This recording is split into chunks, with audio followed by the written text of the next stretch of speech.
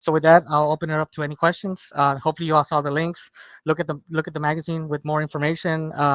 Read those links for the certification bodies. And you have questions, I'm on LinkedIn. Reach out to me, and I'll be more than happy to touch base offline. Thank you. All right, Dirce, we've got questions. So All lightning right. round. We're just going to bring them up. Okay. Start with, what is emerging AI tools should students and educators become familiar with, stay ahead of cybersecurity education? And you can read these yourself, whatever's fastest, or we can read them Yes. to you. Yeah, I'm reading them. Well, whatever's available to you, right? I mean, if those academic programs are using Copilot as an example, right? Or they have something, ChatGPT enabled, instance for the university, right? Use what's available to you. Try to save money, right? I mean, you have the $20 for the AI, license. Okay, for ChatGPT, do it, but just try to use whatever's available to you without spending too much money, because I know students, money's hard to come by, and even professionals, money is hard to come by as well. So just use whatever's available to continue to learn that knowledge and learn how the models are working, how they're doing, whatever it is that you need them to be done, and moving forward. What certifications for students? Well, like I said, I mean, I think ones to cater to and look to, right, is the AAISM, right, or the AAIA if you're going to be going more into the audit space, right? But there's many other certifications, right? AWS has their own certification for AI. I think Google has their own AI intro level based certification. Microsoft has AI Azure and body of work. So you can start out anywhere, but just have that it's AI enabled, AI enablement, and it's going to help you just understand what you're learning from an educational perspective, how you can apply it as you move into the field, and you can showcase and show a prospective employer that you know what it is that you're doing. You're just not something that you learn in a book, if that makes sense. Okay.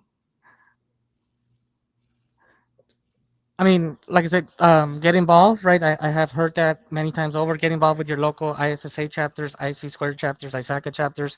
Be part of organizations like RAICES, the nice cybersecurity ambassadors framework as well.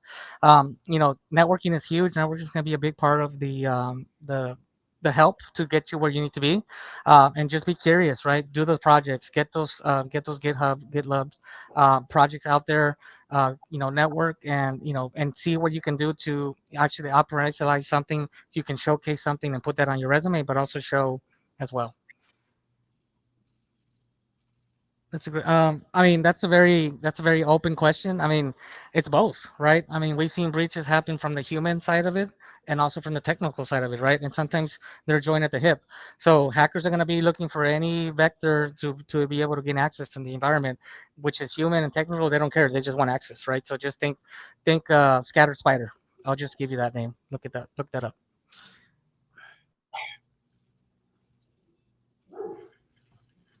Oh wow, these are very technical. I mean, research what exactly you're looking for, shifting left and looking at, east to west traffic, looking at how you actually have network segmentation, zero trust. I would focus on zero trust architectures and really help understanding how those look like. For example, there's 19 different ways to implement a zero trust architecture. NIST just came out with some guidance here last month. So there's a lot of different ways to do that. Study that, research that, and see how you can actually apply it to your academic learning here. That's also a very open question. I mean, ultimately, it depends on the organization, that particular HR leader, and director under that avenue, to see how they're going to be able to prioritize impact, right? But I think experience is going to trump certifications all day, every day. But sometimes you do have to have those certifications as a minimal viable requirement, right? They call them the MVP. um and they won't even look at you, they won't even call you if you don't have that. So it's, just have to do your due diligence and research on the company. Okay. Well, I mean, obviously the consequences are, people's livelihoods being impacted, right? Whether that's data loss, stolen identities, and then for companies, major breaches of information that's going to beat them to, liability lawsuits, and just losing the hemorrhaging of money, and loss of trust, loss of public confidence and trust, which is probably the biggest thing that can't be really quantified. So I think that's the most important thing there.